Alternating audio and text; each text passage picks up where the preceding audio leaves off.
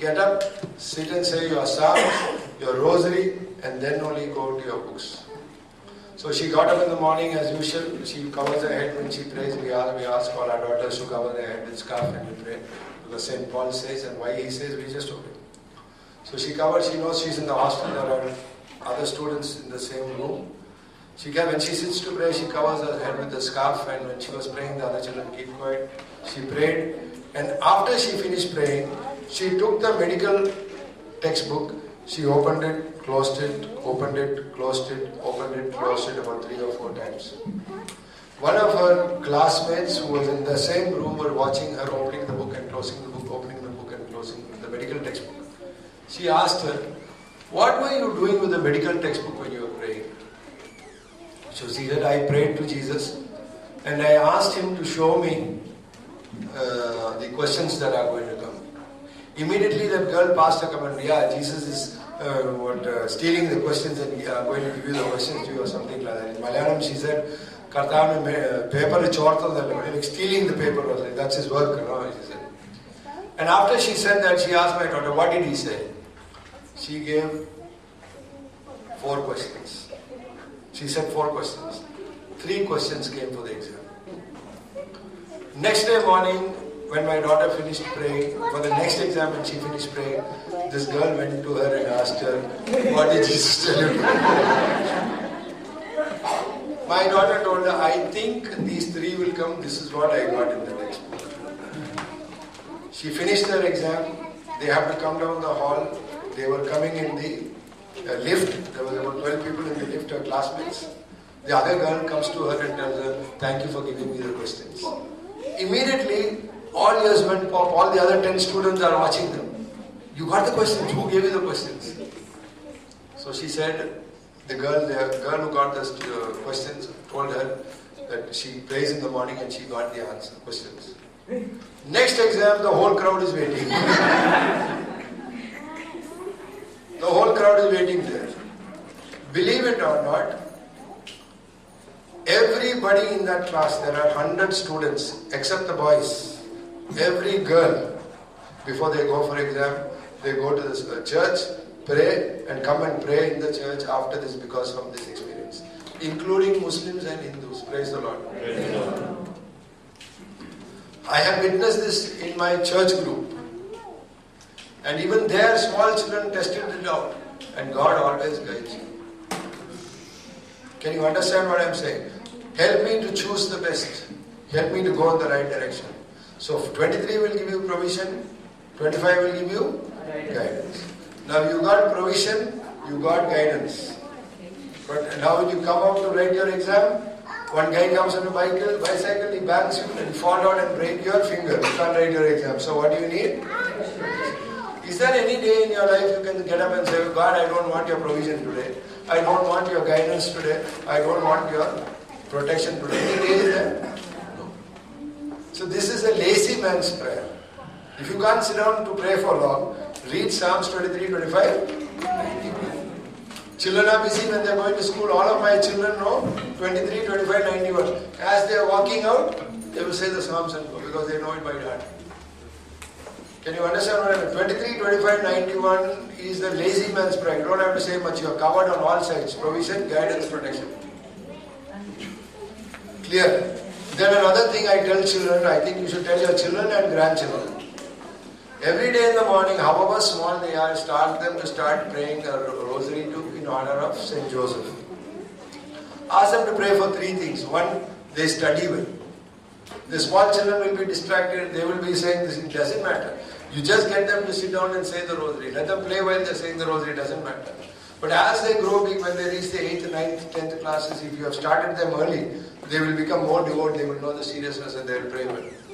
Now I ask them for 3 things. 1, you study well and to be top in your classroom. Do your graduation, post-graduation and to become successful. 2nd, I ask them to pray that you get a good income in life, a regular income in life. A good job or a good business, whatever it is that you want. Because finance is very important to live on this earth. Education is necessary, finance is necessary.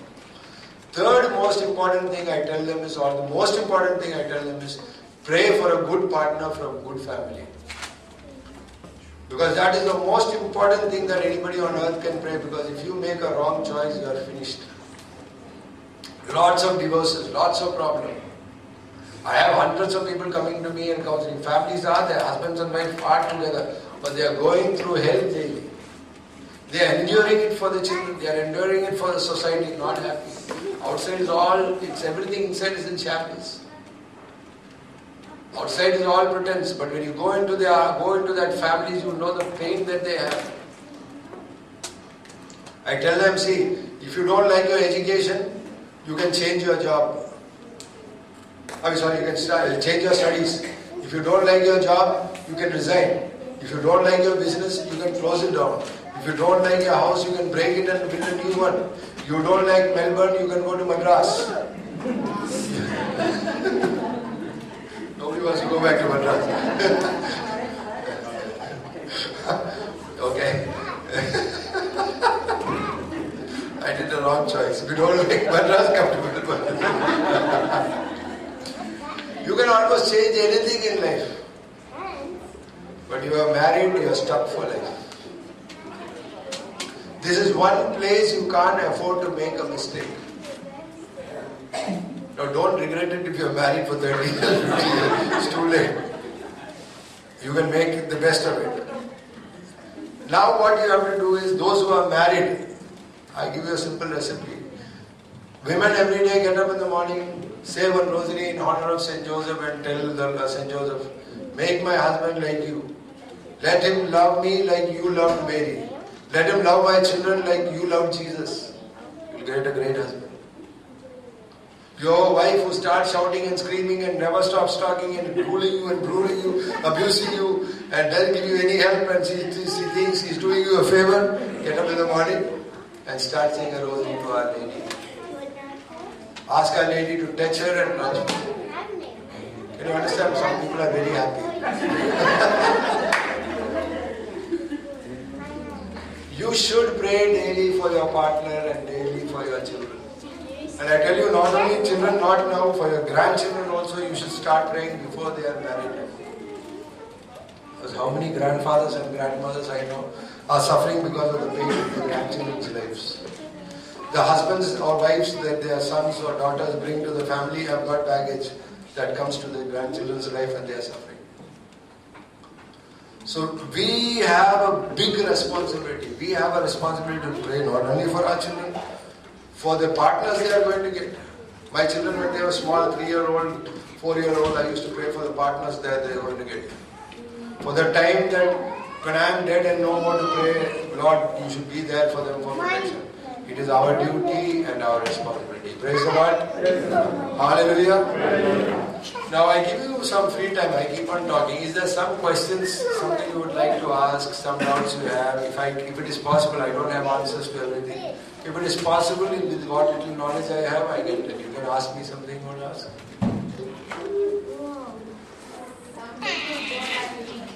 Because all the devils went into the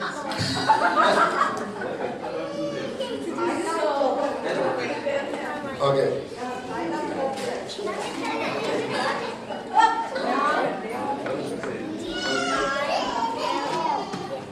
See, first and foremost is the fear of the devil. God has given every believer authority that in my name you will cast out demons. Okay. Now let us assume that there is, I don't know the law of the land. Let us assume in my country there is a law which says you shall not drink and drive. Okay? In India you have a law you should not drink. If you drink, you are not supposed to drive. Now let us say I have taken a car. I am driving around down Melbourne. I have had a drink. And there is alcohol in my blood and whatever this thing. And I am being pulled over by a police officer. For random check, I am being pulled over by a police officer. He is driving the vehicle. Okay? And he pulls me over and he comes to me and he says, blow in this, I want to see if you are drunk. And as he speaks to me, I smell alcohol in his mouth. Are you getting what I am saying? Okay. But does that free me from the law? No. he will still book me. I cannot book him. Can you understand that? He is booking me because he's got a uniform on him. He's got an ID on him. He has got authority from the government on him. Okay? Not because he's right, not because he does not drink, not because he's living a perfect life. He's doing it because he has got authority on him. Now a believer is vested with the authority in him to cast out demons in my name. Except in people who are possessed. Let's be clear. One is, demons are everywhere. And possessed people are people who are having demons which they have invited into their lives. Two things are, both are different.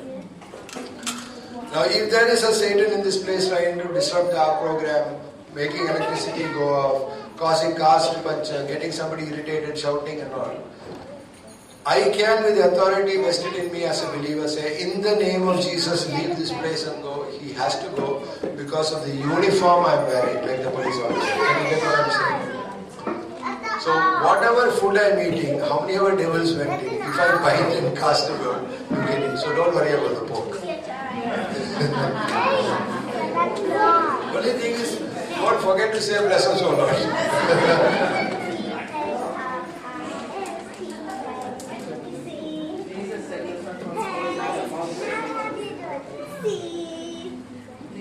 Any other question?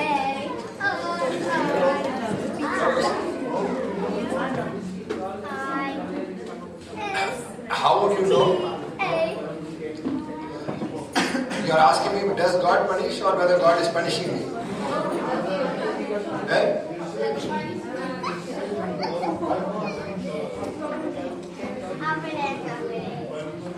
Okay. See. If your child, son or daughter, if you had a son or daughter, when would you punish that child? When would you punish your son or daughter? When they are doing wrong. The moment the child realizes that he is doing wrong and says, sorry dad, sorry mom, will you continue punishing? So, if you feel that God is punishing you for something, if you make a good confession, if you ask for repentance, punishment stops. There are certain prayers. For instance, I tell you, curse of the father will come on the children and children's children. One girl came to me. She had failed her nursing in the first year, second year, third year, all subjects she failed. To write her fourth year exam, her mother, she has to pass the first year exam before she can appear for the fourth year. The first year, all the papers that she has written, she has failed. And her mother went and paid the first year's exam. This girl got upset. She was crying, Mom, I don't want to do. Who asked you? I can't do it. And she broke down crying. And they paid huge amounts of money to teach this girl. They've taken loan from the bank to complete, and she has failed all 3 years. Her mom was also upset because it was a big loan. She had to do some job to pay back. She came to me and said, brother, please call my home. Don't tell my daughter I told you. Call her and say that you want to see her and counsel her. Because this lady was very close to me, I just called home and I called this girl. Her name is Rosita. I said, Rosita, I want to see you. Please come. Because I called her, she comes to my house and she sits down and she tells me first one thing, Uncle, you can tell me anything, please don't ask me to study or write my exam. That was the first request she said. She cried. Then she showed me her legs and it was, dry skin, broken all over. Everywhere there was, I could see like blood, lines of blood. It's not so cold like here, it's a hot place. And all over, both the legs were covered and then she's putting socks. And she said, I've been trying all sorts of medication for a long time, but it is not going. I gave her 2 prayers and one was to remove curses from the family. Galatians chapter 3 verses 12 and 13. I told the girl, it goes like this. He who hangs on the tree is cursed. Jesus died on the cross for my sins, that I may be redeemed from the curse of the law, that I may have the blessings of Abraham, who was blessed in all things. Now he who hangs on the tree is cursed. What does it mean? In olden times, if a person did a wrong and he was supposed to be killed, When you beheaded him and his blood fell on the ground, the land became cursed. So people didn't want the land to become cursed, so what they did? They hung people on the tree. That is why he who hangs on the tree is cursed. Can you understand what I said? Now Jesus, where did he die? On the cross. What is that? Tree. So he took our curses for us. He became a curse on the cross that we may be redeemed from the curse of the law. When does a curse come into my life? If I break God's law, curse will operate in my life. Otherwise, curse cannot come into my life. And why did he die on the tree?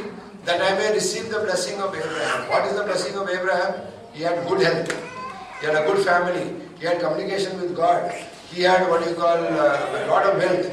To get all these blessings, Jesus died on the cross. If I say Galatians 3 verses 12 and 13, curses of my four fathers will be removed from my family. I gave this girl this prayer. I told her to go and write the exam. I gave her advice and she accepted. She went back. Believe it or not, in 1 year she completed all the 4-year papers. She got her leg healed. Praise the Lord. Praise the Lord. Hallelujah. So when you keep confessing the word of God, curses are removed, bondages are broken, things are removed. That is why after listening to this class, we say, when you come for counseling, when we sit down, the Holy Spirit guides us, tells you what prayer to do for each of your problems or what to be done for each of your problems. To give some charity, help this people, give for medication, help somebody to do God's work. God gives some message, and if you follow the message, you will be miraculously blessed and that burden will be removed from your family. Clear? Okay. Anything else? Any other question? Anybody wants to ask? Yes. One minute just before that. I know it's been tiring. If anybody wants coffee, you can please get up and go and have your coffee or soup. It's okay. Many people say each of us have a cross to bear for our life. Is that a deception from the devil? See, listen. Everybody has a cross. You know, the Bible says, Satan has put a burden on your shoulder and a yoke on your neck. And God says, I will remove the burden from your shoulder and break the yoke on your neck. And then He says, you take my yoke and put it on you. I told you that is the kingdom of darkness and the kingdom of light. Now what you have to do is, you have to submit yourself to God. Jesus said, take up the cross and follow me. Why did Jesus ask you to take up the cross and follow Him? Does He get thrill of you suffering? No. If you take the cross and follow Him, He will take the burdens from you. See, He became sickness on the cross for whom? For me. He bore poverty for whom? That I may be rich. He was bound with chains and been beaten for whom? That I may be free. He was chastised. Why? That I may be saved. Can you understand? You look at the cross, every suffering that I should bear, He has taken. Then why should I suffer? Can you understand? Jesus, the only suffering God wants from you is suffer for my sake, for my name's sake. When I preach, somebody throws stones at me. When I confess the word of God, you're a Christian, He kills me, because if I kill a Christian, I go straight to heaven. It's in the Quran. If you kill a Christian or a Jew, you will go straight to heaven. Jews are pigs, Christians are monkeys. It is written in the Quran whether you believe it or not. And it is written in the Quran that if you kill a Christian or a Muslim or a Jew, you will go straight to heaven and 40 virgins are waiting for you when you go there. Do you now understand? Do you now understand the motivation of the youngsters? Some people are laughing, 40 virgins. What, I can't do what until one, what will you do with 40?